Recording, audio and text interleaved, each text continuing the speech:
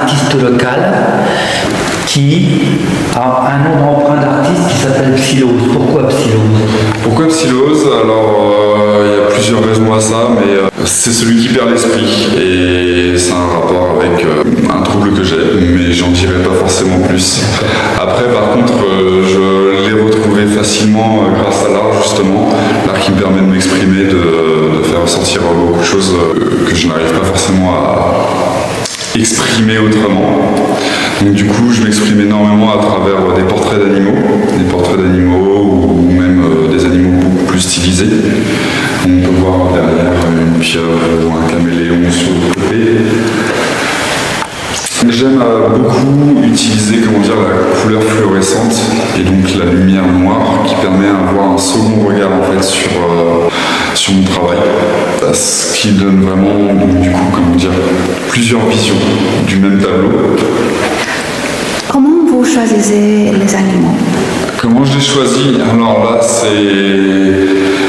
ça peut venir sur l'inspiration du moment, ça peut venir sur une commande, ça peut venir aussi simplement à demander à un passant alors que je suis en train de dessiner à la terrasse d'un café quel animal il voudrait voir sur ma feuille ou sur une ardoise ou autre support en fait. Et donc du coup à ce moment-là, je fais en fonction de l'inspiration du moment. Donc le thème de l'exposition est l'entropie que j'ai décliné sous la forme d'animaux. Donc du coup on avance suivant le nombre d'or en fait, en commençant large et en regardant sur les murs.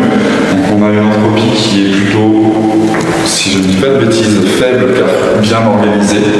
Il n'y a pas beaucoup de place au chaos.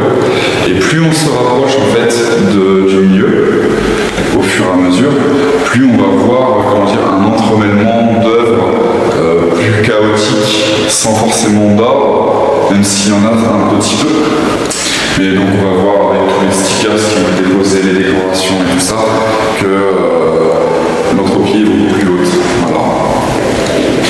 Un sujet qui m'intéressait énormément et que j'ai essayé de remettre en place à travers cette exposition. Du coup, j'ai beaucoup utilisé, sur tous les murs de cette exposition, j'ai utilisé du bois, principalement, que j'ai travaillé à la pâte de peinture.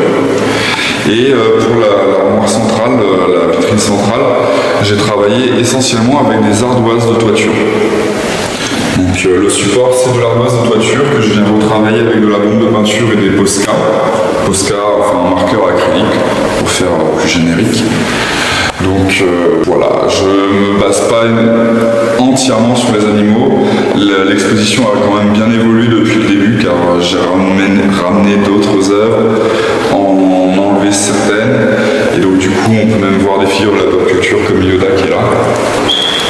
Comment vous faites votre recherche? La recherche, c'est beaucoup d'observation. On observe les animaux dans leur mouvement, dans leur état naturel.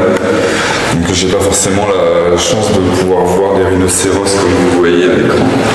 Mais je peux m'en inspirer quand même à travers certaines photos ou reportages. En bas, on a plus des photos en fait de mes œuvres côté sauvage, on va dire. C'est des œuvres que j'ai réalisées dans les environs ou un peu plus loin d'ailleurs, que j'ai pris en photo et que j'ai fait imprimer sur alu-brossé. Voilà. Est-ce qu'il y a des risques? Alors moi je me protège bien sûr, je mets un masque, des gants la plupart du temps. Et je ne respire pas les vapeurs, sinon c'est des vapeurs quand même très nocives, bien sûr. Après il faut arriver à trouver le support aussi, trouver les murs et tout ça. Des fois j'arrive à le faire en sauvage. Je suis récemment allé à Marseille où j'ai pu apposer quelques petites grenouilles de ça et là au quartier qui s'appelle le Panier. Donc je voyage un petit peu aussi pour pouvoir faire voyager mes œuvres. Et ici vous avez un grand format? Ici c'est le plus grand format de l'exposition. Ça représente l'étang du Puy qui était à la demande de Stéphane Bordier et Anne Cassier, donc la mairie d'Argences-sur-Saône. Ils m'ont demandé à l'occasion d'une animation que j'ai réalisée de réaliser également une fresque sur des grands panneaux de bois en fait. Ce sont des grands panneaux de bois qui ont été assemblés les uns aux autres. Et donc la particularité de cette œuvre, c'est qu'elle a été réalisée avec un seul et même outil qui s'appelle, ce qu'on peut voir ici, les caps. Donc les petites buses en fait qui vont permettre à la peinture de sortir de la bombe de peinture. Donc ça a été réalisé avec un seul et même caps, sans autre couleur que le orange et le bleu. Donc le fond était tout noir, et puis j'ai rajouté au fur et à mesure la lumière. Et donc ça représente l'étang du Puy. L'étang du Puy qui est un lieu assez endémique d'ici de la Sologne, où on retrouve par exemple des animaux qui m'ont marqué comme le cerf, où à l'occasion d'une promenade de chien, j'avais croisé un cerf qui s'était sauvé à quelques mètres de moi seulement, c'était incroyable comme moment.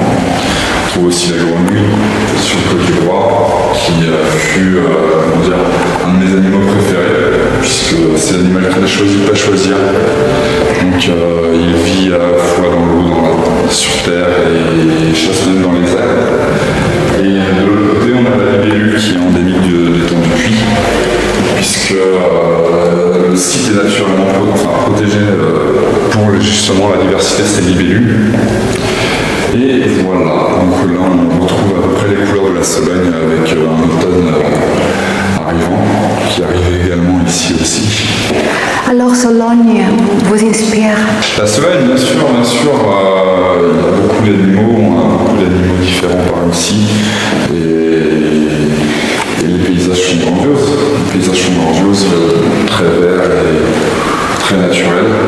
On va pouvoir aborder justement le côté fluorescent de mes œuvres, qui sont réalisées la plupart du temps à la bombe de peinture, fluorescente du coup, et qui donne vraiment ce second visage à mes œuvres. Si par exemple j'enlève la lumière, on voit qu'il a plus du tout le même aspect.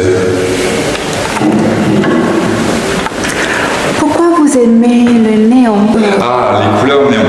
C'est lié à ma personnalité, c'est-à-dire que je vais avoir au cours d'une même année des penchants très, dépressifs et des penchants beaucoup plus extravertis et plein de projets. Et donc du coup, j'aime parce qu'on retrouve ce même côté en fait de ma personnalité dans mes œuvres. Voilà.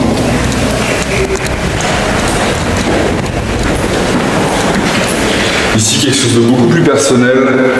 Ce petit crâne qui m'a été offert par ma sœur à la base.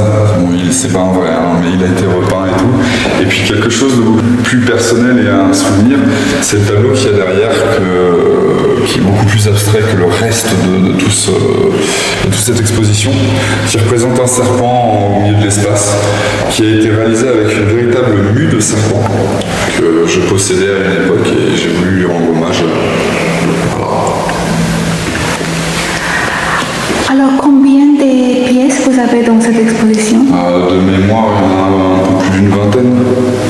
Avez-vous une œuvre préférée? Oui, tout à fait, ça va être l'escargot qui est là, qui est le résultat de beaucoup d'erreurs et finalement en fait c'est plutôt des heureux hasards que des erreurs et ça m'a permis en fait de cumuler toutes ces erreurs en technique qui démontre vraiment ma démarche autodidacte où du coup je fais mes erreurs, j'en apprends et je les réutilise en fait ces erreurs là comme technique. Donc un petit escargot de lave qui peut s'illuminer aussi à la lumière noire. Voilà. En dessous, oui, un alien qui a été réalisé en 2023, je crois, donc d'après l'œuvre de Giga, qui est l'une de mes grandes inspirations au niveau d'artiste. Les générations très jeunes sont très inspirées de vous. C'est vrai que les enfants aiment beaucoup ce que je fais. C'est vrai que je travaille dans les centres aérés, je fais des animations aussi. Ça m'est arrivé de travailler dans des IME, des écoles, des collèges, des lycées. J'essaie de partager au maximum en fait ce que je fais, de partager le fait de pouvoir s'exprimer à travers la peinture vraiment aux plus jeunes parce que certains ne trouvent plus en fait la place dans ce monde pour s'exprimer comme il faut en fait. Vous prenez des commandes? Je prends des commandes exactement. Comment on peut vous trouver? Vous allez me trouver sur les réseaux sociaux avec le pseudo de Psylose, PSYL0Z. Et vous me retrouvez sur les réseaux sociaux comme Facebook ou Instagram. Je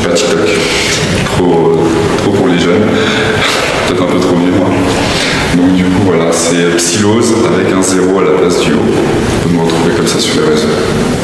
Je vous remercie. C'est moi.